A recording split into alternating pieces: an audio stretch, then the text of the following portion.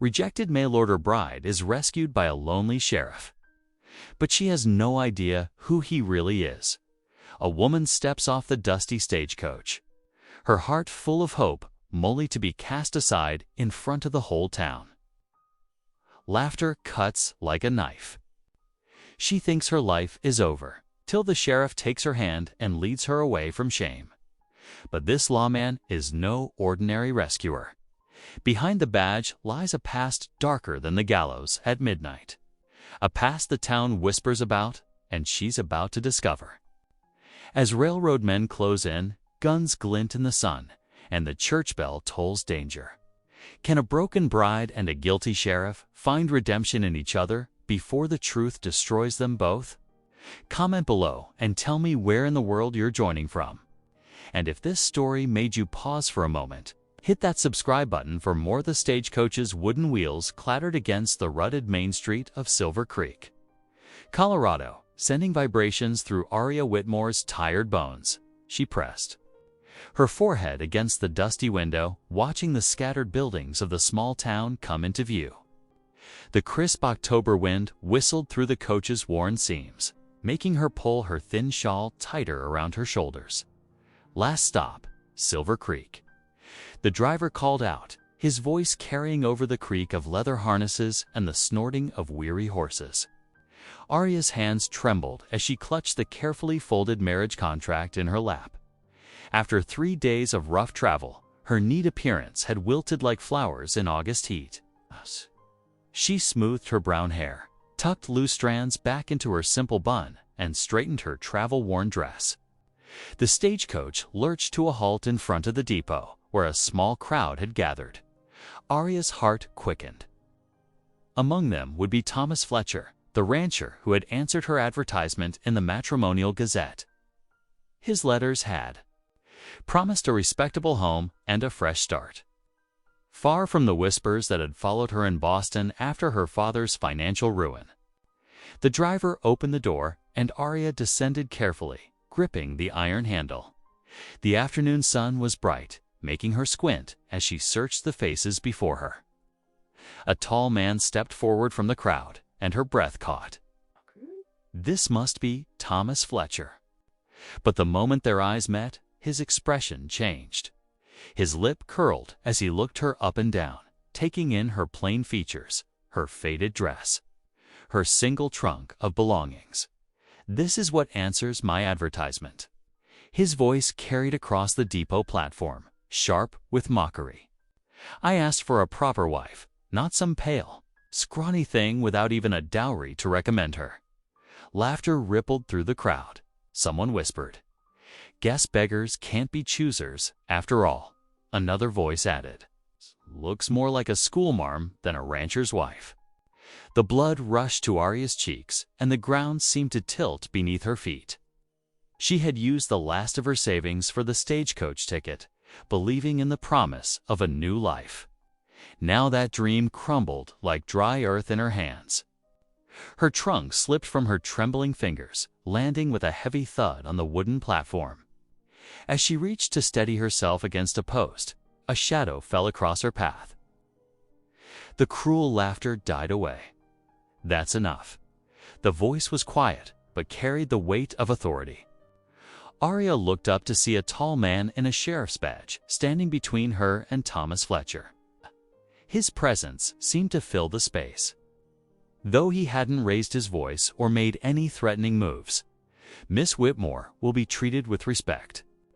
In this town, the sheriff continued, his steady gaze sweeping across the gathered faces. Unless any of you'd care to explain your behavior to Judge Wilson when he arrives next week. The crowd shifted uncomfortably.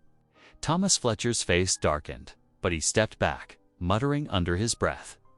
One by one, the onlookers drifted away, leaving Aria alone with her defender. "Sheriff Gary Boone, ma'am."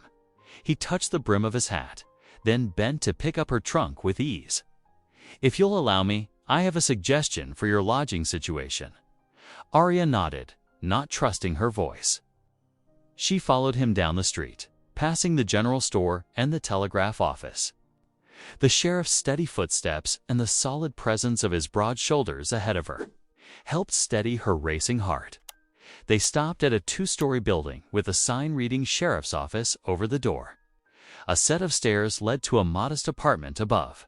"It's not much," Sheriff Boone said, gesturing to the upper floor, "but there's a clean bed and a lock on the door. You can stay until you sort out your next steps." His voice was matter-of-fact, but his eyes held understanding. Inside the apartment was plain but neat. A narrow bed stood against one wall. A small table and two chairs occupied the center of the room, and a pot-bellied stove squatted in the corner. The window looked out over the main street, where the evening shadows were lengthening. "I'll fetch some supper," the sheriff said, setting her trunk down carefully. "Unless you'd prefer to rest first." "No, Arya's voice cracked, and she cleared her throat. "Supper would be welcome, thank you." While he was gone, Arya sank into one of the wooden chairs. Her hands still clutched the marriage contract, now wrinkled and damp with perspiration. She smoothed it out on the table, reading the words that had seemed so promising just days ago. Tears threatened, but she blinked them back. She wouldn't cry, not yet. Sheriff Boone returned with a pot of beans, a loaf of fresh bread, and 2 tin cups of coffee. He moved quietly for such a large man, setting out the simple meal without fuss. The aroma of coffee and warm bread filled the small room, bringing a hint of comfort to Arya's troubled heart. They ate in silence at first, the clink of spoons against tin plates the only sound. Through the window, Arya could see the last rays of sun painting the distant mountains gold. The familiar ache of loneliness pressed against her chest, but somehow it felt different here, shared with this quiet man who had shown her kindness when she needed it most. "I'm sorry about Fletcher," the sheriff said finally, breaking the silence. "He's not the first man out here to let greed poison his mind. He's been trying to expand his ranch, thought a wife with money would help." He paused, adding softly, "But that's no excuse for cruelty." Arya wrapped her hands around the warm coffee cup. "I should have known better than to trust in letters and promises from a stranger." She tried to keep the bitterness from her voice, but it crept in anyway. "No," Sheriff Boone's response was firm. "Trust isn't a weakness, ma'am. It's the folks who abuse it that are in the wrong." He pushed the bread closer to her plate. "Eat.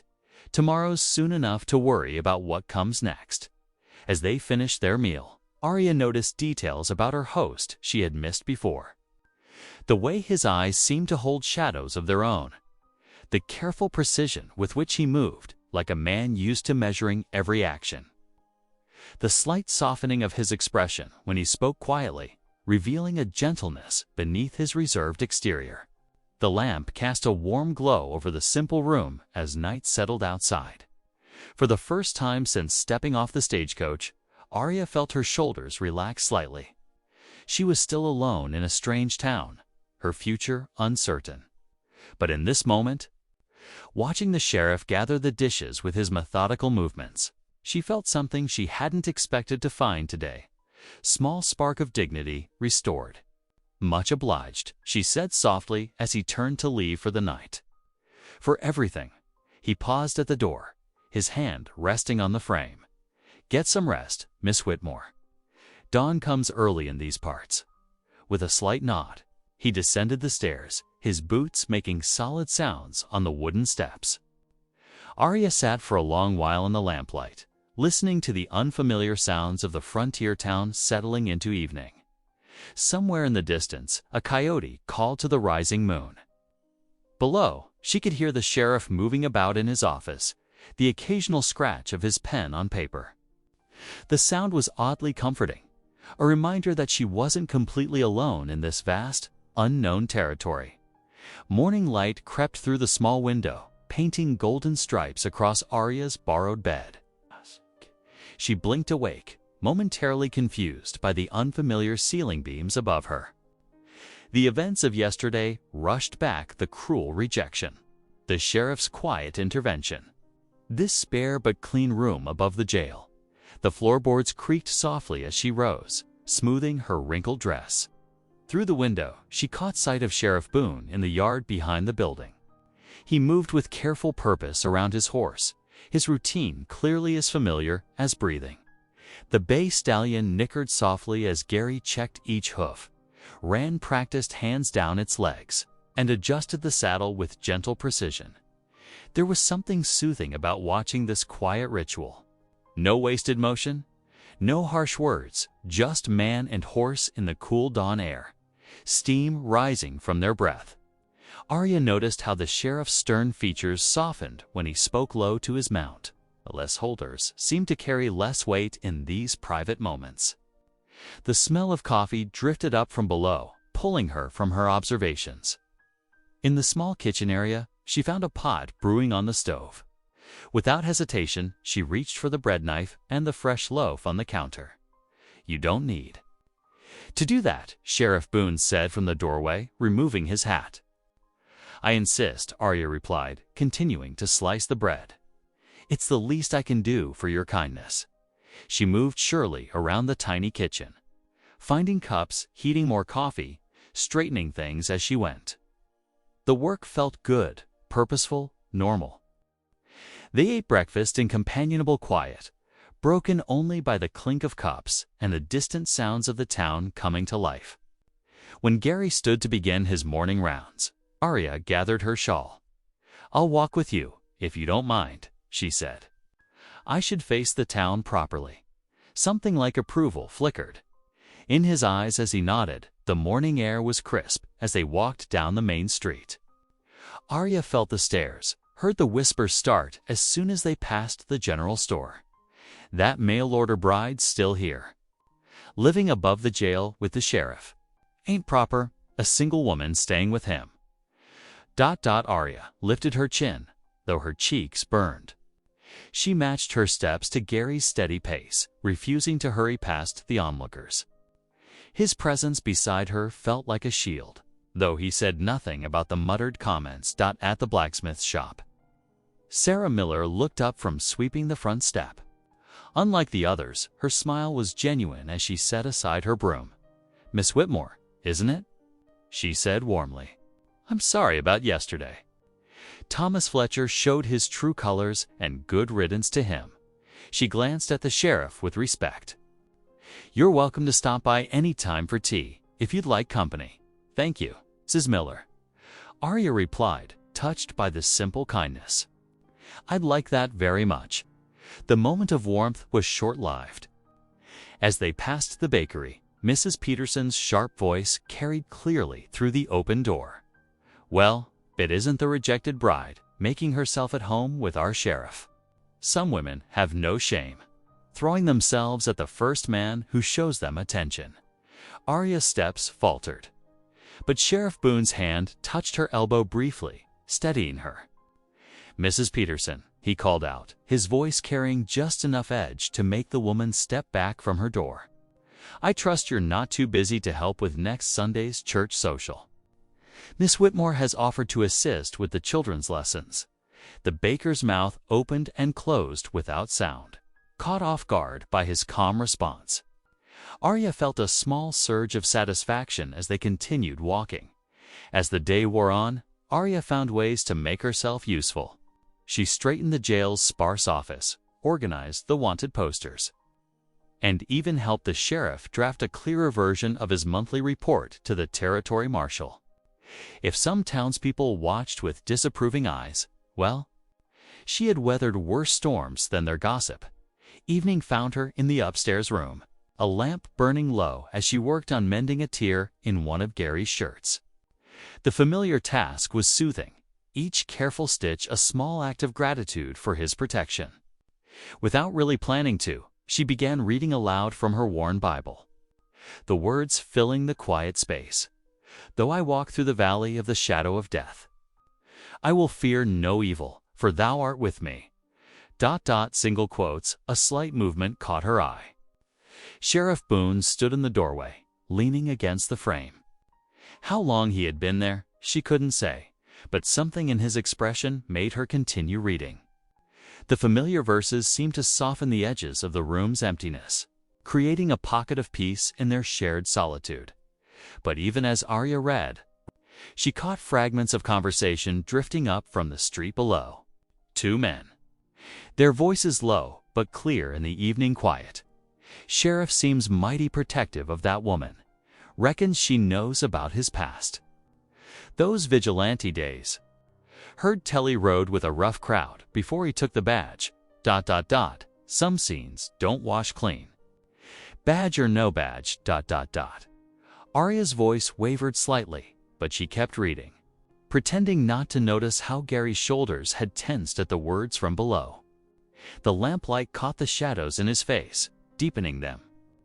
And for a moment she glimpsed something haunted in his eyes, something that matched the whispered hints of a darker past. Still, she read on, letting the sacred words fill the space between them. Whatever shadows lurked in Gary Boone's past, she had seen enough of his present character to know that kindness could wear a stern face, and mercy sometimes came wearing a sheriff's badge. The lamp flickered low as she finished the passage, the silence afterward feeling somehow fuller than before. Sheriff Boone straightened from his position in the doorway, nodding once before turning to head downstairs. But he paused, looking back.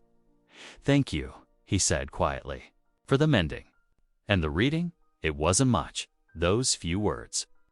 But in them, Arya heard an echo of her own loneliness, her own need for simple human connection." She watched him descend the stairs, his footsteps solid and familiar now in the gathering dark. Outside, the town's whispers continued, carrying their burden of suspicion and judgment. But here, in this modest space above the jail, something else was taking roots, something that felt, despite all odds, like the beginning of belonging. She returned to her mending, each stitch a small act of defiance against those who would see only scandal in simple kindness. The shirt in her hands still held the shape of its owner's shoulders, strong enough to carry burdens she was only beginning to guess at. Whatever shadows darkened his past, whatever whispers tried to poison the present, Arya found herself choosing to trust the man she had seen these past 2 days, the one who offered shelter without demanding anything in return, who faced gossip with quiet dignity, who listened to Bible verses in silence, but with something like hunger in his eyes. The night settled around the building like a heavy blanket, bringing with it the lonely call of a distant coyote. But the loneliness felt different now, shared between two souls who had found unexpected comfort in each other's presence. The Sunday morning dawned clear and cold, frost gilding the edges of window panes. Arya wrapped her shawl tightly as she walked through the quiet streets. Most of the town was still asleep, but something had drawn her out. Early, perhaps the lingering echo of church bells from her life back east. At the edge of town stood the weathered church building, its white paint peeling in the morning sun. The door creaked as she pushed it open, sending dust motes dancing in the pale light that streamed through grimy windows. Empty pews stretched before her, their wood worn smooth by years of use. Though it looked like few had sat there recently, Arya ran her hand along a bench, leaving a clean stripe in the dust. The silence felt heavy, waiting. A memory stirred her mother's voice leading hymns. Children gathered around learning their letters from Bible verses. Her heart ached with sudden purpose. The sound of boots on the wooden steps made her turn. Sheriff Boone stood in the doorway, his tall frame blocking the light. "Thought I might find you here," he said, stepping inside. His eyes took in the dusty interior. "Circuit preacher comes through every few months. Rest of the time, it stays empty." Arya nodded slowly, an idea taking shape. "Those children I see playing near the livery stable every morning, do any of them attend school?" "No school here yet," Gary replied. "Closest one's 20 miles north. Would you ... double quotes?" Arya hesitated, then lifted her chin. "Would you help me gather some of them? I could teach them here, at least the basics." Something shifted in Gary's expression, surprise, maybe even approval. Without a word, he turned and walked out. Arya's heart sank for a moment until she heard his voice outside, calling to someone within half an hour. 6 children stood shuffling their feet in the church doorway, their faces curious and slightly wary. Behind them, Gary gave an encouraging nod. "Come in," Arya said warmly, gesturing to the front pews. "Let's clean these benches together, and then I'll tell you a story." The children moved hesitantly at first, but soon they were racing each other to see who could dust the most pews. Their laughter echoed in the high ceiling, bringing life to the empty space. Arya found a piece of chalk in her pocket and began drawing letters on the back of a hymnal board. Here's the letter A, she explained, watching their eager faces. "It makes the sound at the start of apple and afternoon." She smiled. "And Arya, like your name." A small girl exclaimed, her eyes bright with understanding. Time flowed quickly as they worked through the alphabet. When the children's attention began to wander, Arya taught them a simple hymn. Their young voices filled the church with slightly off-key but heartfelt singing. The creak of the door announced Gary's return. He carried an armload of split firewood, which he stacked quietly near the pot-bellied stove in the corner. The children barely noticed, absorbed in their lesson. But Arya felt warmth spread through her chest at his thoughtful gesture. As the morning lengthened, parents began appearing in the doorway, drawn by the sounds of singing. Some frowned at first, but the sight of their children eagerly showing off newly learned letters seemed to soften their expressions. "Time to head home for dinner," Arya finally announced, smiling as the children groaned in disappointment. "But we'll do this again next Sunday, if your parents agree." To her surprise, several parents nodded. Mrs. Miller, the blacksmith's wife, stepped forward. "Perhaps we could come earlier next week," she suggested. "Help clean properly, maybe bring some benches for the little ones." Arya blinked back sudden tears. "I'd like that very much." As the families drifted away, she began straightening the makeshift classroom. Gary worked alongside her in comfortable silence, straightening hymnals and sweeping dust from corners. "You're good with them," he said finally, his voice gruff but kind. "The children, they just need a chance to learn," Arya replied, arranging the chalk carefully on the crude ledge she'd fashioned. "Same as anyone." The walk back to the jail felt different somehow. Children waved as they passed, calling out Miss Whitmore with bright smiles. Even some of the adults who had whispered about her days before offered cautious nods. That evening, as they sat down to their simple supper, Arya found herself speaking from the heart. "I want to be useful here," she said quietly, watching steam rise from her cup. "Not just to you, though I'm more grateful than I can say for your kindness, but to the town, to those children, ... She looked up, meeting his eyes. "I know I came here under different circumstances, but maybe this is where I was meant to be all along." Gary's expression softened, though she couldn't miss the shadows that still haunted his gaze. He opened his mouth to respond, but voices from the street below drifted up through the open window. "Saw her teaching at the church today," a woman's voice said in hushed tones. "She seems sweet enough, but ... double quotes. If only she knew who he really is," another voice replied, heavy with meaning. "What he did before he came here ... double quotes." Fear prickled along Arya's spine. But when she looked at Gary, she saw only the man who had shown her nothing but steadfast kindness. The man who brought firewood to warm a forgotten church, who helped gather children for lessons, whose quiet presence made her feel safe despite the whispers. He met her gaze steadily, though something like pain flickered in his eyes. The moments stretched between them, full of unspoken questions. But as the lamplight cast its warm glow over their simple meal, Arya found that the whispers held less power than the truth before her eyes, the truth of actions over rumors, of present kindness over past shadows. The evening settled around them like a comfortable blanket, the sounds of the town muting into the soft rhythm of cricket song. Whatever secrets lay in Gary's past, whatever the townspeople whispered in shadows. Arya felt the first real stirring of hope. Here in this unlikely place, with this quiet man and a dusty church full of learning children, she might finally find the purpose she'd been seeking all along. The week settled into a gentle rhythm, like the steady tick of the clock in the jailhouse kitchen. Each morning, Arya rose with the sun, preparing a simple breakfast while Gary checked on the horses. The routine felt almost natural now, the quiet companionship of shared meals. The way they moved around each other in the small space without awkwardness. The church came alive 3 times that week, filled with children's voices reciting letters and numbers. Arya discovered an old slate in the church basement, and the sound of chalk scratching against its surface became a familiar melody.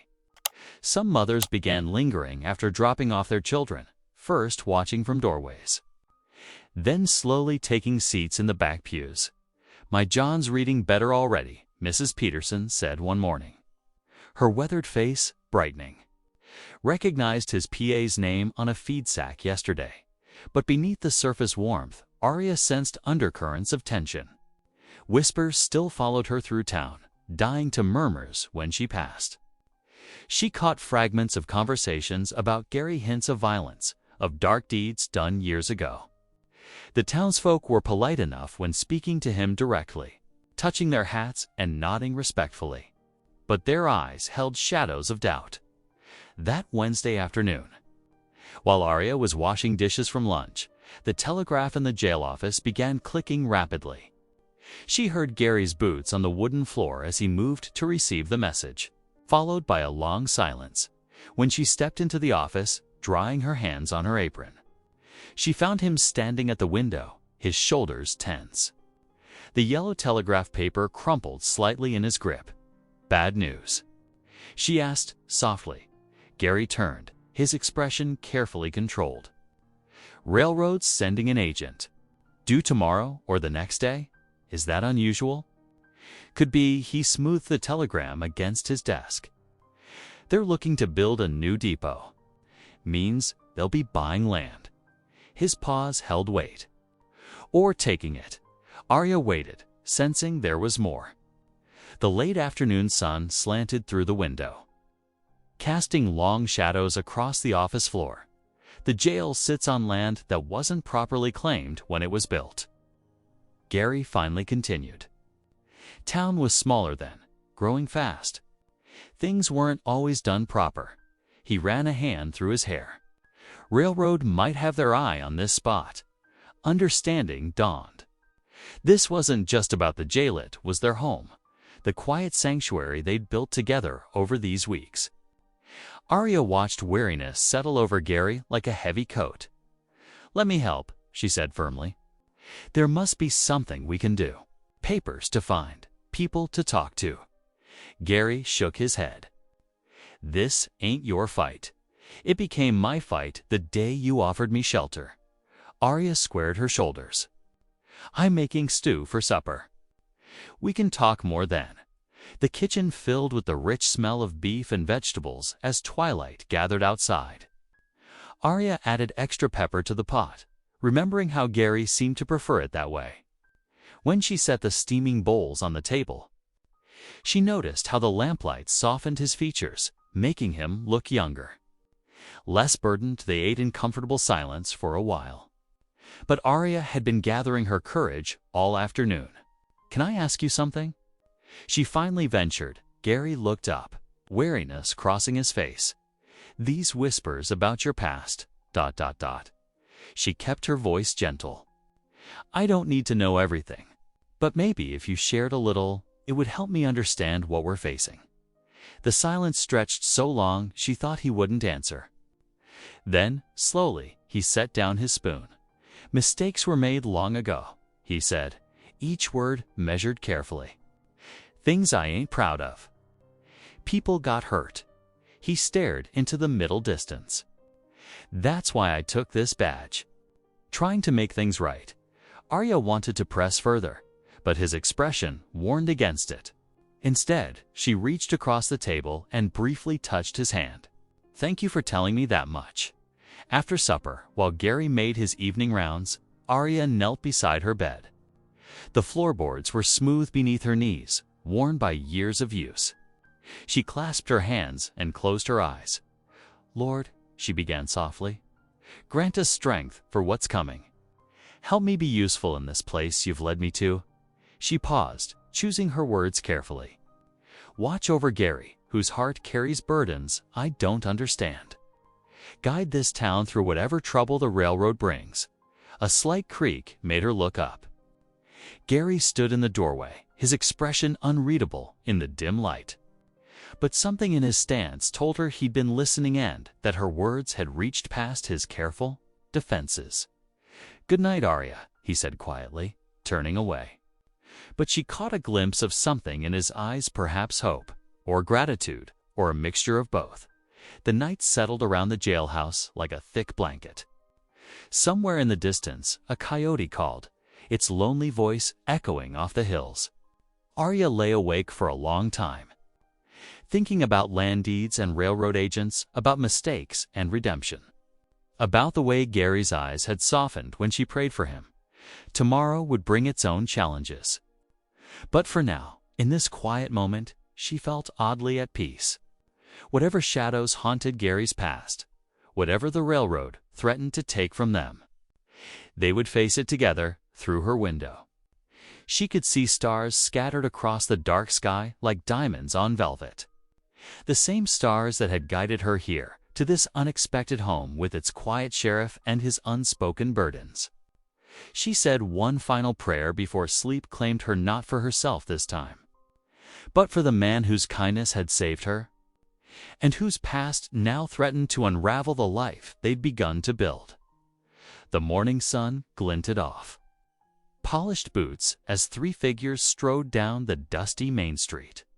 The man in the lead wore a fine black coat that seemed to mock the town's modest storefronts.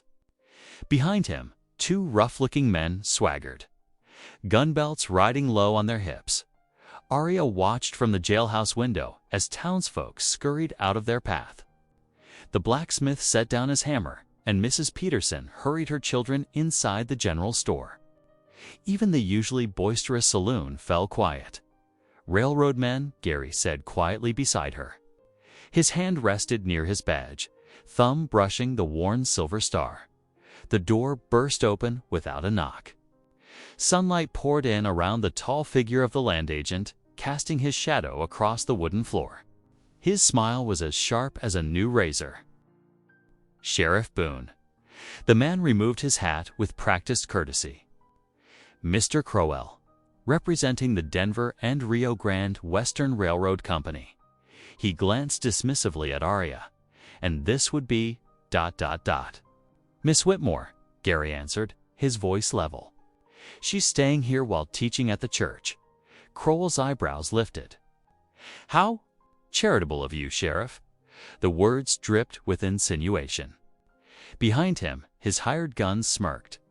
Arya lifted her chin, refusing to be shamed. She'd faced worse than these men's sneers. Crowell pulled a thick envelope from his coat. "Now to business." He slapped it down on Gary's desk, papers spilling out. "The railroad requires this location for its new depot. You have 30 days to vacate the premises. This building serves as both jail and sheriff's office," Gary said calmly. "Town needs law enforcement, does it?" Crowell's smile widened. "From what I hear, some folks might sleep better without certain elements of authority." His eyes fixed on Gary's badge. "Especially those with questionable histories." The hired guns shifted, hands hovering near their revolvers. Arya's heart pounded, but she stepped forward, placing herself at Gary's side. "The sheriff keeps this town safe," she said firmly. "These people trust him, do they?" Crowell's gaze swept over her. "My dear Miss Whitmore, you seem an educated woman. Surely you've heard the whispers about the kind of man you're defending." "I know the man I see before me," Arya replied. Her voice carried clearly in the tense office. "A man who offers shelter to strangers and protection to the weak." Something flickered in Gary's eyes at her words, but his expression remained steady. Crowell's smile thinned. Admirable loyalty. But sentiment won't stop progress. He tapped the papers. 30 days, Sheriff. The railroad's claim is legal and binding. The hired guns lounged in the doorway, their presence a clear threat. One of them spat tobacco juice on the jailhouse step. We'll review the documents, Gary said quietly. Good day, Mr. Crowell. The land agent settled his hat precisely on his head. Indeed. Come, gentlemen. He paused at the door. Oh, and Sheriff. Do keep your ... houseguest ... from causing any trouble. Would hate to see anyone's reputation further damaged. Their bootsteps echoed down the wooden walkway. Arya watched through the window as they crossed to the saloon, where Crowell began holding court, buying drinks, and spreading his influence. The afternoon stretched long and heavy. Townsfolk avoided meeting Arya's eyes as she walked to the church for afternoon lessons. Only 3 children showed up, their mothers hovering nervously nearby. After the lesson, Arya remained in the church, drawing strength from its quiet spaces. The late sun streamed through dusty windows, painting patterns on the worn pews. When footsteps approached, she recognized several of her regular visitors, Mrs. Peterson, the blacksmith's wife, and old Mr. Turner from the general store. Those railroad men, Mrs. Peterson said hesitantly. They're saying awful things about the sheriff. Arya stood, brushing dust from her skirt. Then we must stand against their lies. This town needs Gary, needs its law and its heart. But the railroad's powerful.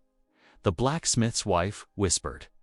They can ruin folks who cross them, and they can destroy communities that bow to greed, Arya countered. Look what Gary's built here. Safety for your children, justice for all. Are we to throw that away because some men in fine coats demand it? Mr. Turner nodded slowly. Sheriff's been fair to me, even when my boy got in that scrape last spring. Didn't lock him up, just made him work off the damage. Others gathered as they talked, the seamstress, 2 ranchers, the telegraph operator. Some nodded at Arya's words about unity and courage. Others shuffled their feet, muttering about railroad contracts and progress. A few simply turned away, hurrying back to their businesses. We'll think on it, Mrs. Peterson said finally. But them guns they're carrying. It ain't just talk, they're threatening. Dusk was falling when Arya returned to the jailhouse. She found Gary at his desk, studying the railroad papers by lamplight. His face looked carved from stone. You shouldn't have spoken up today, he said, without looking up. Crowell's not a man to cross. Neither are you a man to abandon. Arya began preparing their evening meal. The familiar routine steadying her hands. You don't know what I've done. His voice was rough. The things they're saying. There's truth in them. Arya set 2 plates on his desk, pushing the papers aside. Then tell me. He finally met her eyes. I don't deserve your loyalty, Arya. Years back, I rode with men who took justice into their own hands. People died who maybe didn't need dying. I wore this badge to make amends, but some stains don't wash clean. Everyone deserves mercy, she said softly. The lamplight caught the silver of his badge, the lines around his eyes, even those seeking redemption. Perhaps especially them. Something stirred in his expression, a warmth breaking through stone. But his voice remained guarded when he spoke. Mercy won't stop Crowell. Or his guns. No, Arya agreed, settling into her chair. But it might give us the strength to face them. Now eat your supper before it gets cold. They shared their meal in comfortable silence, while outside the hired gun's laughter echoed from the saloon. Tomorrow would bring new challenges, but for now, in the quiet sanctuary of the jailhouse, they had this moment of peace. The lamp flickered, casting their shadows on the wall, the sheriff with his burden of guilt. The rejected bridehood found her courage. Neither perfect, both seeking redemption in their own way, and between them, growing stronger each day. A bond built on understanding and the simple power of mercy freely given. The church bell rang, clear in the crisp morning air, as Arya arranged wooden benches in a circle. Dust motes danced in the sunbeams, streaming through the windows. She'd posted notices about the meeting, hoping people would come despite their fears. One by one, they trickled in, Mrs. Peterson clutching her shawl, the blacksmith still wearing his leather apron, several ranchers with weather-worn faces. Even old Mr. Turner hobbled in on his cane.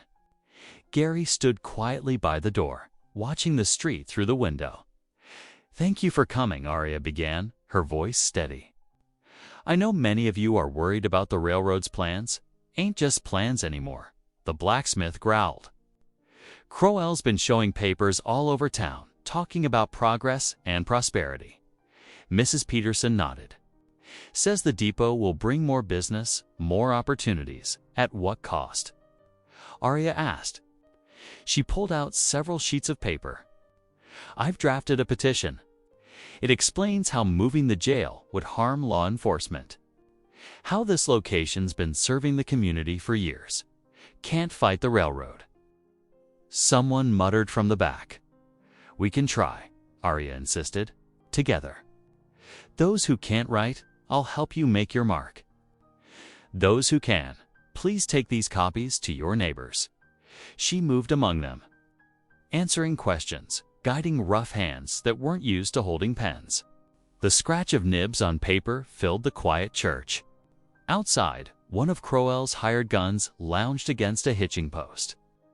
Watching, through the following days, Arya's small classroom became a center of resistance. Between teaching children their letters, she helped townsfolk compose their own appeals. Stories emerged of families who'd built lives here, of justice served fairly under Gary's watch, of community bonds that money couldn't replace. "Careful," Gary warned one evening, as she sorted through the growing stack of letters. "Crowell's men have been asking questions, following people who visit here. Then they'll see exactly what we're doing," Arya replied. Nothing wrong with citizens speaking their minds, but the tension in town grew thick as fog.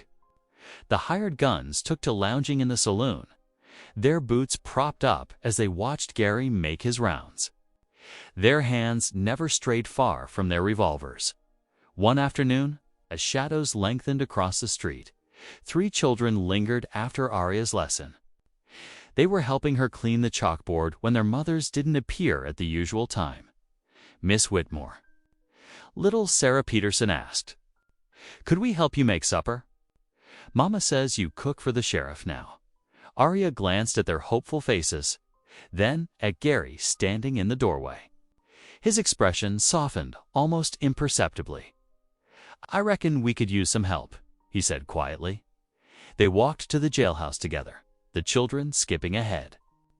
Inside the kitchen, Arya set them to tasks, peeling potatoes, kneading biscuit dough, stirring the stew pot. Their small hands worked eagerly as she taught them the same way she taught letters, with patience and praise. The kitchen filled with warmth and chatter. Sarah shared a story about her new kitten. Tommy, the blacksmith's boy, proudly showed how strong his arms were getting. Little Emma hummed hymns as she worked.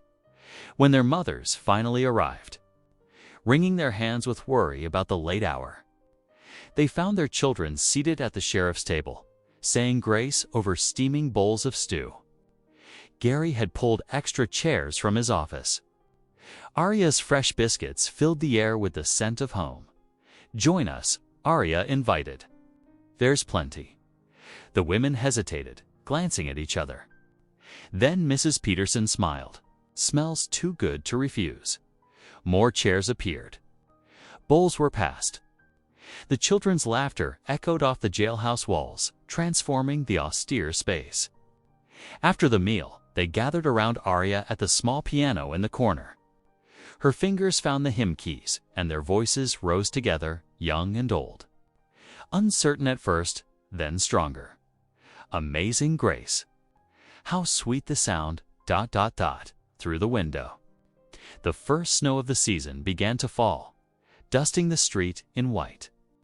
The hired guns had retreated to the saloon's warmth, their watchful eyes temporarily absent. Later, after their guests had gone home through the swirling snow, Arya and Gary sat by the stove. The familiar click of his boot heels on the wooden floor as he paced seemed somehow less lonely than before. "Been a long time since this place heard singing," he said finally, staring into the flames.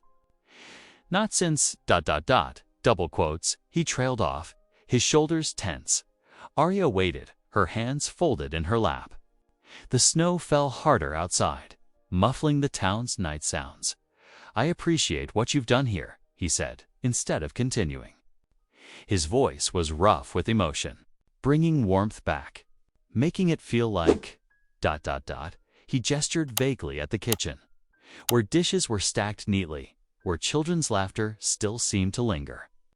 "Like more than just a jail." "It can be both," Arya said softly.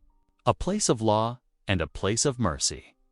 He turned to her then, snowlight and firelight playing across his features.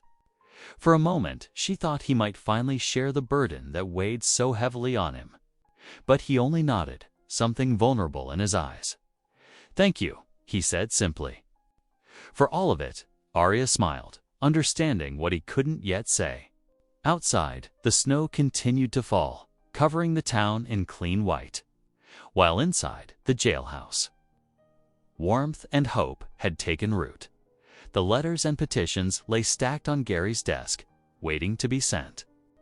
Tomorrow would bring new challenges, Crowell's threats, the hired guns' watchful eyes, the railroad's relentless pressure. But tonight, in this space transformed by children's laughter and shared hymns, they had created something worth protecting, the first fragile bonds of family, born from loneliness and growing stronger each day. The morning sun cast long shadows across the dusty street as Sheriff Gary Boone made his rounds. His boots struck the wooden sidewalk with measured steps, each board creaking beneath his weight. The hired guns lounged outside the saloon, their presence a constant reminder of the railroad's shadow over the town. Gary noticed Mrs. Peterson hurrying past them, clutching her basket closer when one of the men whistled. Her shoulders tensed as she quickened her pace. The sheriff's jaw tightened. He'd seen enough. "Morning, gentlemen," he said, stopping in front of them. His voice carried the quiet authority that had kept peace in this town for years. "Seems you're making some of our citizens uncomfortable." The taller gunman smirked, tobacco juice staining his beard. "Ain't breaking no laws, Sheriff. Just enjoying the view." "That's so—" Gary's hand rested casually near his holster. "Way I see it, you're here to cause trouble. This town's got rules about intimidating decent folk. Railroads got rules too." The second man drawled, fingering his gun belt. "About progress and such. Shame if anyone got in the way." Gary stepped closer, his shadow falling across them. "Let me be clear. You want to loiter, do it without frightening women and children. You want to make threats, ... double quotes, his voice hardened. Well, my jail's got plenty of empty cells." The men exchanged glances, measuring his resolve. Finally, the taller one spat in the dirt. "Whatever you say, Sheriff." For now, Gary watched them slouch back into the saloon before continuing his patrol. The encounter left a bitter taste in his mouth. These men represented everything he'd fought to keep out of his town, the kind of lawlessness that had once consumed his own life. As evening approached, the aroma of venison stew drifted down from the jailhouse kitchen. Arya had traded some of her needlework for fresh meat from the butcher, and she'd spent the afternoon preparing it with care. The familiar sounds of her moving about the kitchen eased something in Gary's chest. He hung his gun belt by the door and climbed the stairs, pausing in the kitchen doorway. Arya stood at the stove, stirring the pot while humming a hymn. The last rays of sunlight through the window caught her hair, turning it to honey gold. smells good," he said softly. She turned, smiling. "I hope you're hungry." The butcher was generous today. They settled into their evening routine. Arya ladling stew into bowls while Gary sliced fresh bread. The domesticity of it all made his heart ache with longing. They carried their meals to the sitting room, where a small fire crackled in the stove. "You seem troubled," Arya observed, settling into her chair. "Is it the railroad men?" Gary nodded, watching the flames dance. "Had to have words with them today. They're pushing, seeing how far they can go." "You'll handle it," she said, with quiet confidence. "You always do." Her faith in him squeezed his heart. How could she trust so completely when she knew so little? The warmth of the room, the comfort of her presence, loosened something inside him. "Arya," he began, his voice rough with emotion. "These past weeks, having you here, .. He set his bowl aside, leaning forward. "I never thought I'd find this kind of peace again. After my wife died, I figured that part of my life was over." She placed her hand near his on the arm of her chair. "Life has a way of surprising us. You deserve to know the truth about my past," he continued. "Before I ask," his voice trembled. "Before I say what I want to say," Arya's eyes softened with understanding. The firelight played across her features as she waited, patient and steady as always. But before Gary could continue, a gunshot cracked through the evening air. Then another, and another. They both jumped to their feet. Outside, women screamed. Children cried. The hired gun's laughter carried up from the street, followed by more shots. "Stay here," Gary ordered, already moving. He grabbed his gun belt, buckling it as he rushed down the stairs. The street had erupted in chaos. The hired guns weaved drunkenly between buildings, firing their revolvers into the air. Families who'd been enjoying the cool evening on their porches scrambled for safety. A horse broke free from the livery, panicked by the noise. "That's enough." Gary's voice boomed across the street. He stood in the middle of the road, hand on his holster, but weapon not drawn. The taller gunman turned, swaying. "Just having some fun, Sheriff. Showing these fine folks what real power sounds like." "Put those guns away," Gary commanded. "Now? Or what?" The second man sneered, raising his revolver toward the sky. "You'll arrest us. Railroad won't stand for that." Gary's voice carried steel. "Last warning. Holster those weapons or spend the night in jail." For a tense moment, violence hung in the air like gunsmoke. Then the taller man laughed, a harsh sound. "Come on, Jake. We made our point." They stumbled back toward the saloon, but not before firing 2 more shots into the darkness. Gary spent the next hour calming the town. He helped Mr. Turner, who'd fallen trying to reach safety. He settled the spooked horse and checked on families. Through it all, he felt the weight of responsibility and guilt pressing down on him. When he finally returned to the jailhouse, he found Arya waiting in the kitchen. She'd kept his stew warm and poured fresh coffee. The simple kindness nearly undid him. "I'm sorry," he said, sinking into a chair. "This is my fault. They're targeting the town because of me, because of who I used to be." "No," Arya's voice was firm as she sat beside him. She reached for his hand, her fingers warm against his calloused palm. "They're targeting the town because they're bullies who serve greed, not justice. The man I see before me stands against that." Gary stared at their joined hands, marveling at how naturally they fit together. "The man you see now, he wasn't always this way." "There are things in my past. We all have pasts," she interrupted gently. "What matters is the choices we make today. And every day I've known you, you've chosen to protect others."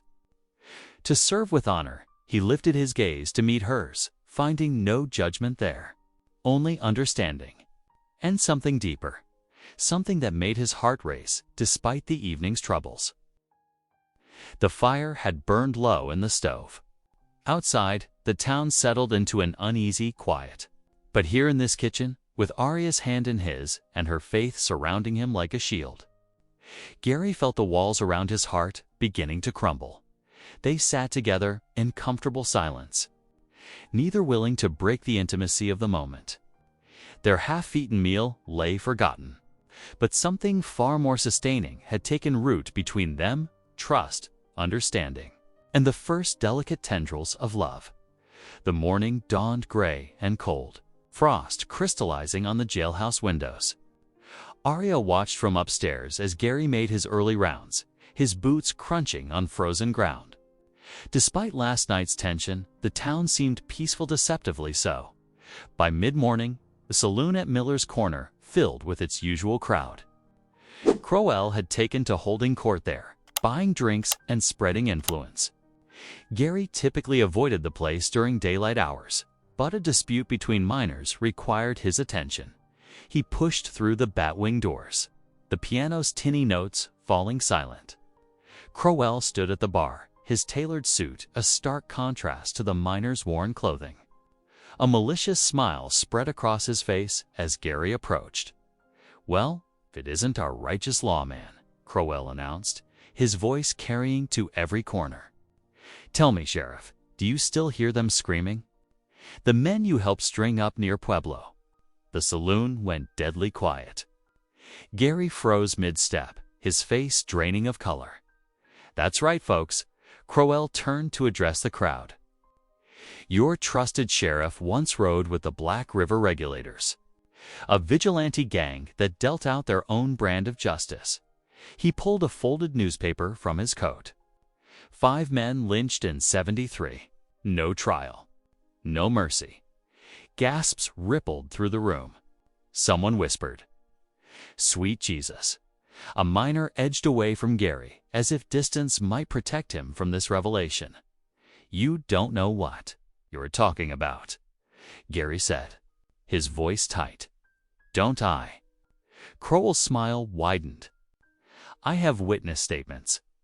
Documents. Seems our sheriff had quite the reputation before he came here. Seeking ... redemption." He spat the last word like poison. The news spread through town like wildfire. By noon, mothers were hurrying their children across the street when Gary passed.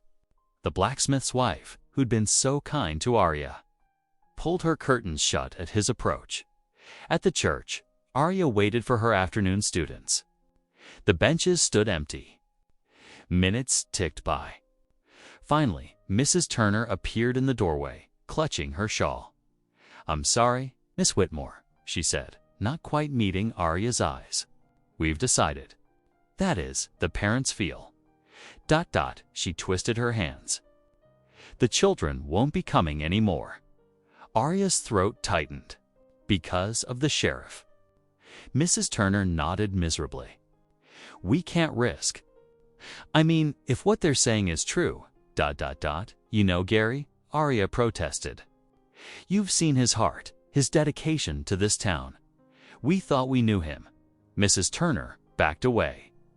"Maybe we were all fooled." Arya stood alone in the church, surrounded by the primers and hymn books they'd used just yesterday. The silence felt like abandonment. Back at the jailhouse that evening, she prepared supper mechanically, her mind churning.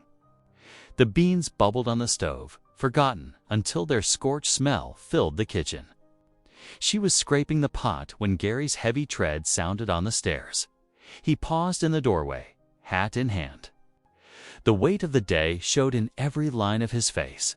"The children didn't come," she said. Not turning around. "I know." His voice was rough. "Arya, is it true?" She set the pot down hard, finally facing him. "Were you one of them?" "The Black River Regulators." Gary's shoulders sagged. He sank into a kitchen chair, suddenly looking older than his years. For a long moment, only the tick of the clock broke the silence. "Yes," he finally said. The word barely audible. Arya gripped the back of a chair, steadying herself. "How could you not tell me?" "I wanted to." Last night, before the shooting, ... double quotes, he rubbed his face. I've wanted to every day since you arrived, but you didn't. The hurt in her voice made him flinch. You let me defend you to everyone. Let me believe in you completely. While hiding this ... double quotes, it was 5 years ago, he said. After the war, when the territory was lawless, we thought we were bringing justice where there was none. Lynching? The word tasted bitter. No. He looked up sharply. Not at first. We went after rustlers, protected homesteaders. But then, ... his voice cracked. Things changed. The leaders got drunk on power. Started deciding who deserved to live or die based on personal vendettas. Arya sank into the chair across from him. The men in Pueblo. I was there. The admission seemed to cost him physically. They were supposed to be bank robbers. But something felt wrong. The evidence was thin. The accusations too convenient. I tried to argue for turning them over to the territorial court. What happened? They wouldn't listen. Said justice delayed was justice denied. His hands trembled slightly. I watched those men die. Watched good men become murderers. And I did nothing to stop it. So you left. He nodded, rode out that night. Never looked back. Found this town, became sheriff. Thought if I dedicated my life to real justice, maybe, ... double quotes, he trailed off. Maybe what? Maybe I could make up for my cowardice, for not acting sooner, for letting evil happen when I knew better. Arya stared at him, her heart a battlefield of conflicting emotions. The man before her was the same one who'd shown her kindness when she was rejected, who protected the weak and taught children to respect the law. But he was also someone who'd witnessed murder and kept silent until now. How can I trust you? She whispered. How can anyone? I don't know. The raw honesty in his voice pierced her. I've spent 5 years trying to be worthy of trust. But maybe Crowell's right. Maybe the past can't be outrun. The past shapes us, Arya said slowly. But it doesn't have to define us, doesn't it? He gestured toward the window where lamplight showed empty streets. Look how quickly they turned. One revelation and everything I've built here crumbles because you hid it. Secrets fester, Gary. They poison everything they touch. She stood, needing distance. I believed in you completely. Defended you. Began to ... She stopped. Unwilling to voice deeper feelings now shadowed by doubt. I know. He rose to anguish, clear in his expression. And I've repaid your faith with deception. I'll understand if you want to leave. The thought of leaving sent a physical pain through her chest. Despite everything, the jailhouse had become home. This complicated man had become ... essential. I need time, she said finally. To think. To pray, he nodded, accepting her words like a sentence. Without another word, he descended the stairs to the office below. The sound of his boots faded, leaving Arya alone with her turbulent thoughts. She moved to the window, watching darkness settle over the town. Somewhere out there, Crowell would be celebrating his victory, watching the community's trust in their sheriff dissolve. The railroad's path to claiming the land now seemed clear, but beneath her hurt and confusion, something else stirred. A quiet voice reminding her that redemption was possible. That the man who'd protected her, who'd shown such gentle strength, was still the same man, just one whose burdens she now understood better. The untouched supper grew cold on the stove. Below, she heard Gary's chair creak as he settled in for another lonely night vigil. The distance between them, physical and emotional, felt vast. Yet somehow, not insurmountable. Outside, the wind carried the faint sound of coyotes calling in the darkness. Their mournful voices seemed to echo the ache in her heart, an ache born not just of betrayal, but of compassion for a man whose past wounds had never truly healed. Dawn painted the jailhouse windows with pale light as Gary moved quietly through his morning routine. His movements were mechanical, weighted with resignation. In the small upstairs room, he pulled a worn leather saddlebag from beneath his bed and began filling it with essentials: a spare shirt, ammunition, the few photographs he'd managed to keep through the years. His fingers lingered on a tin type of himself in a deputy's badge, taken before the war, before everything changed. The young man in the photograph stared back with clean confidence, unknowing of the choices that would haunt him. The floorboards creaked behind him. He turned to find Arya in the doorway, her face drawn from a sleepless night. "You're leaving." It wasn't a question. Got no choice. He secured the saddlebag's buckle with deliberate care. "Town needs a lawman they can trust." "The town needs you," Arya said softly. Gary shook his head. "What they need is someone without blood on his hands, someone worthy of defending them." He straightened, unable to meet her eyes.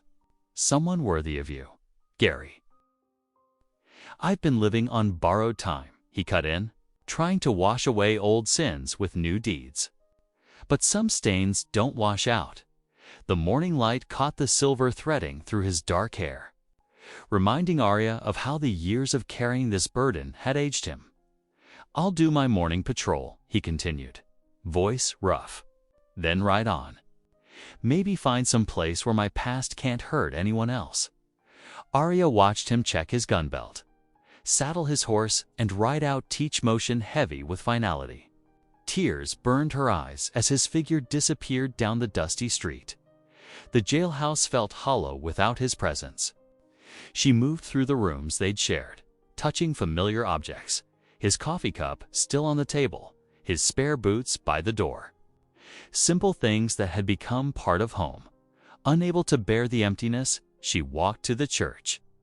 The morning sun streamed through its windows, dust motes dancing in the light. She sank onto a front pew, surrounded by the abandoned primers and hymnals from yesterday's lessons. "Lord," she whispered, "I don't know what to do." Her voice echoed in the empty building. "He's a good man. I've seen it every day, in his kindness to children, his protection of the weak."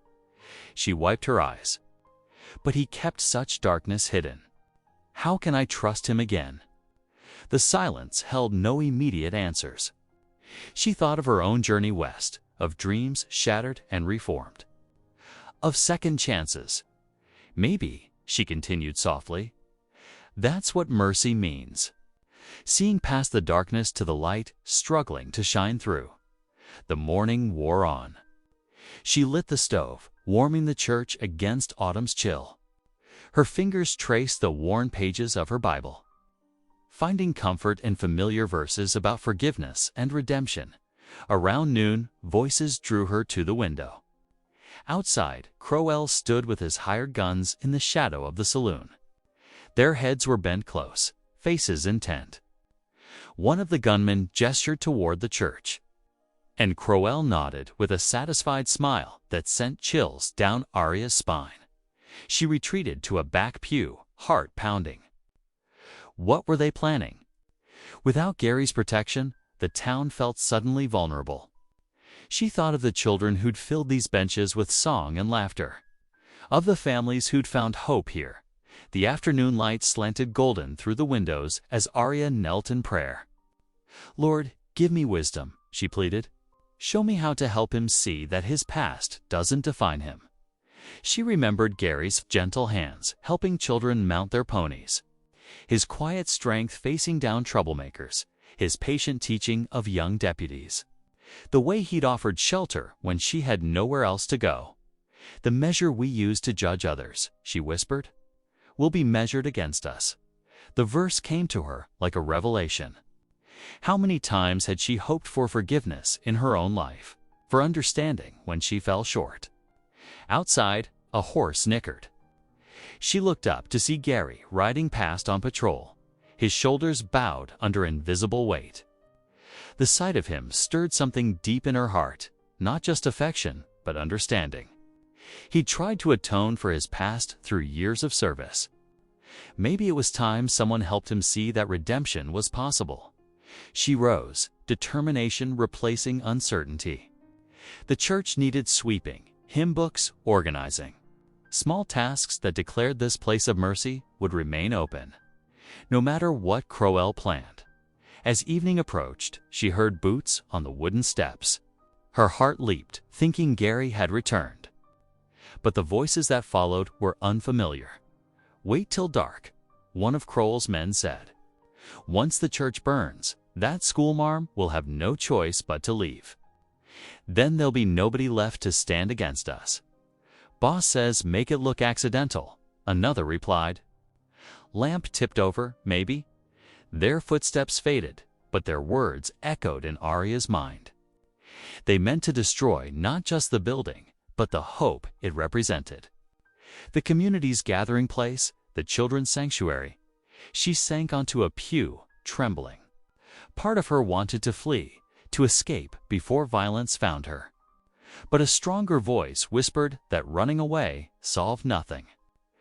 This church, this town, needed someone to stand firm. The sun began to set, painting the chapel in amber light. Arya lit the lamps, her movements deliberate. If Crowell thought to drive her out with fear, he'd learn that faith was stronger than intimidation. She thought of Gary, probably miles away by now, carrying his burden of shame into exile. How many others had fled rather than face the harder path of redemption? How many had chosen darkness over the difficult journey toward light? Kneeling at the altar, Arya prayed with new purpose.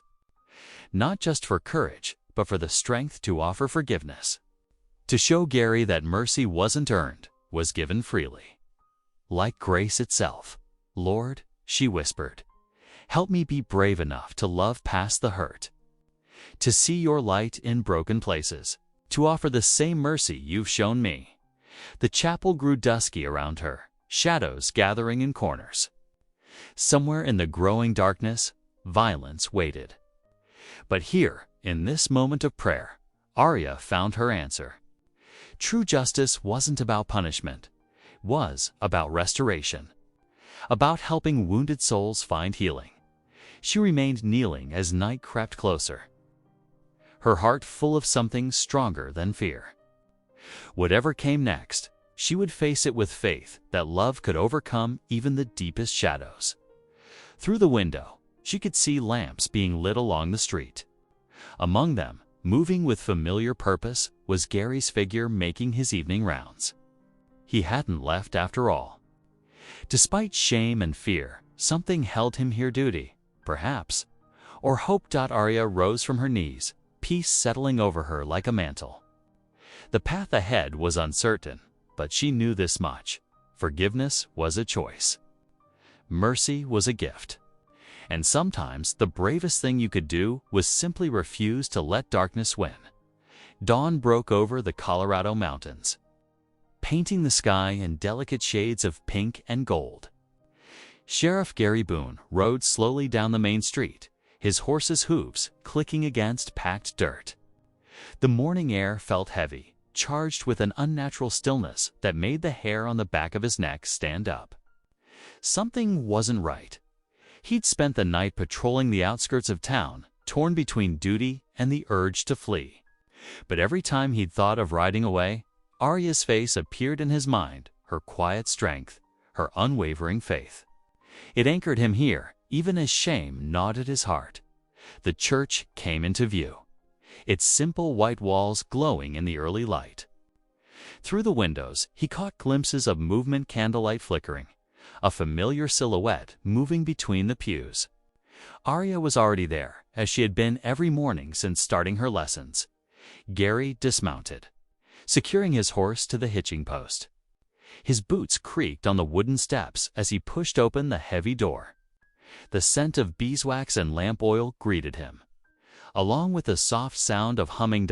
Arya stood near the altar, lighting candles with steady hands.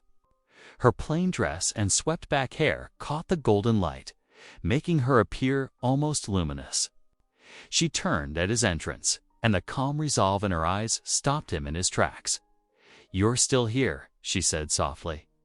No surprise in her voice. "I tried to leave," Gary admitted, his hat clutched in his hands. "Rode out past Miller's Creek, but something kept pulling me back." Arya set down the taper she'd been using. "I prayed for guidance last night," she said, moving closer. "About your past, about everything that's happened." Her eyes met his, clear and direct. "And I realized something important." Gary swallowed hard. "What's that?" "You can't run from redemption, Gary. The Lord doesn't work that way." She reached out, touching his arm gently. "The man who rode with that vigilante gang, he's not who you are anymore. I've seen the real you in 100 small moments. In your kindness to children, your protection of the weak, your quiet strength." "Arya," he started, his voice rough. "The things I did are in the past," she finished firmly. "What matters is who you choose to be now. Each day, you choose justice over vengeance, mercy over hatred." "That's the man I," a sharp crack from outside cut off her words. Through the windows, they saw movement in the pre-dawn shadows. Dark figures circled the church, and the acrid smell of kerosene began seeping through the walls. "Crowell's men," Gary growled, reaching for his gun belt. But Arya caught his hand. "No, not with violence. We're better than that now." He hesitated, years of instinct warring with newfound faith. Then, slowly, he unbuckled his gun belt and laid it on a pew. His badge caught the candlelight, reminding him of all it represented, not just law, but justice tempered with mercy. The smell of kerosene grew stronger. Outside, boots scuffed against wood, and low voices muttered instructions. Gary squared his shoulders and walked to the door, pushing it open with steady hands. Crowell's hired guns froze, kerosene cans tilted mid-pour. In the growing light, their faces showed uncertainty as they faced the unarmed sheriff. Gary stepped onto the porch, his badge gleaming like a star against his dark vest. "This stops now," he said, his voice carrying clearly in the morning stillness. "You're standing on holy ground, threatening God's house and his people. I won't allow it." One of the gunmen sneered. "You ain't allowing nothing, Sheriff. We heard about your past. You're just a killer hiding behind that badge." "I was," Gary agreed calmly. "But the Lord offers second chances to those willing to take them. I'm standing here without a gun because I believe that. Because I choose something better than violence." Behind him, he heard Arya's quick footsteps as she ran down the church steps and into the street. Her voice rang out, clear and strong. "Help! They're trying to burn the church. Everyone come quickly." Windows began lighting up along the street. Doors creaked open. The hired guns shifted uneasily, looking at each other. "Nobody's coming," one spat. "They all know what kind of man you really are." But even as he spoke, figures emerged from the pre-dawn shadows. The blacksmith appeared first, carrying a bucket of water. Then the baker and his wife, the livery stable owner, the telegraph operator. One by one, townspeople gathered, drawn by Arya's calls and their own awakening conscience. "The sheriff's right," the blacksmith rumbled, setting down his bucket. "This is God's house, and we won't stand by while you destroy it." More people arrived, carrying buckets, blankets, anything that might help. Children peeked from behind their parents' legs, watching wide-eyed as their teachers stood firm beside their sheriff. The hired guns backed away, intimidated not by force, but by the quiet strength of community united. Their kerosene cans clattered to the ground as they retreated toward the saloon where Crowell waited. Gary remained on the porch, his stance relaxed but vigilant. Arya returned to his side, her face glowing with more than just the sunrise. Around them, townspeople began cleaning up the spilled kerosene, working together as if they'd forgotten their recent suspicions. "You see?"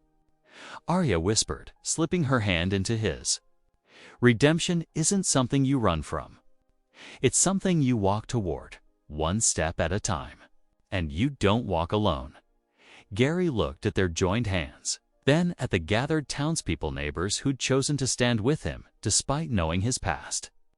The weight of shame he'd carried for so long began to lift, replaced by something lighter, something that felt like hope. The sun crested the mountains, bathing the scene in golden light.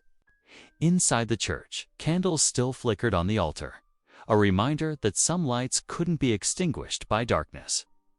Some truths stood firm, like faith, like mercy, like love.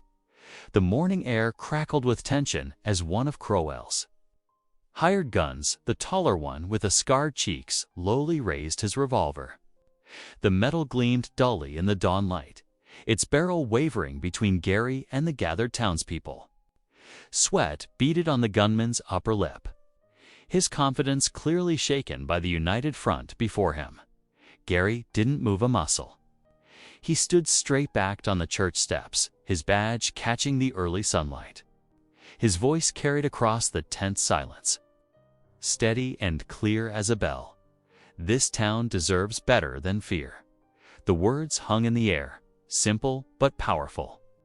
Behind him, Arya's breath caught in her throat as she watched the man she'd come to care for face down evil with nothing but faith and courage. Something shifted in the morning, air like a spell breaking.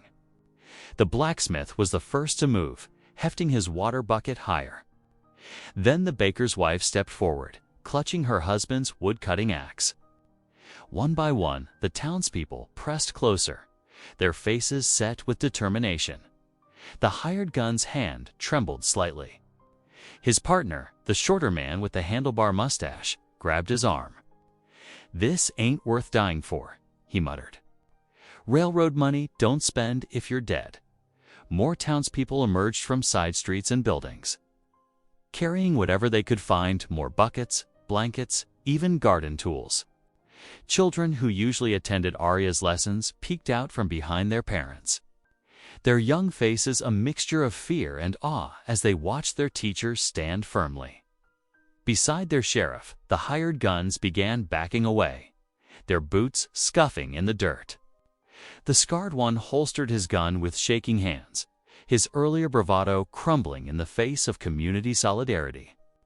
They retreated toward the saloon, trying to maintain some dignity, but looking more like whipped dogs with their tails between their legs. Crowell burst out of the saloon, his face purple with rage. His polished boots stomped through the dust as he surveyed the scene, his hired muscle retreating, the townspeople united, and the church still standing proud despite the kerosene stains on its white walls. "This isn't over, Sheriff," he shouted, jabbing a finger in Gary's direction. "I'll be back with every lawyer from here to Denver. The railroad gets what it wants, always has, always will." "Maybe," Gary replied calmly, "but not today." And not through fear. Crowell's face twisted. He spun on his heel and stormed off down the street, his hired guns trailing behind him like scolded children. The morning sun climbed higher, burning away the last shadows of threat and violence. As the tension broke, Gary's shoulders sagged. The strength that had held him upright during the confrontation seemed to drain away, leaving him swaying slightly on his feet. But before he could stumble, Arya was there, her hand steady on his arm. Her touch anchored him, just as her presence had anchored him to this place when he'd thought of running. The townspeople began cleaning up, working together to wash away the spilled kerosene and check the church for damage. The building stood strong, its white walls smoke-stained but unburned. Inside, Arya's candles still flickered on the altar, having burned steady through the whole confrontation as evening settled over the town. Gary and Arya sat together on the church steps. The setting sun painted the sky in shades of purple and gold, a peaceful end to a tumultuous day. The street was quiet now, though occasionally a townsperson would pass by, offering a respectful nod to their sheriff, no longer with suspicion. but with understanding and gratitude. I never thought, ... Gary's voice was rough with emotion. He cleared his throat and tried again.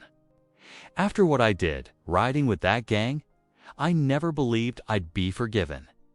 Never thought I deserved it. Arya turned to face him, her eyes soft in the fading light. She reached out and took his hand, her touch gentle but firm. "You already are," she said softly. The simple words struck him like physical blows, breaking down the last walls around his heart. Years of carried guilt and shame began to crumble, washed away by the tide of mercy in her eyes. The church bell tolled the evening hour, its clear notes ringing across the peaceful town. Inside, the candles still burned, tiny flames of hope in the gathering dusk. And on the steps, a man who had thought himself beyond redemption found his way home through forgiveness.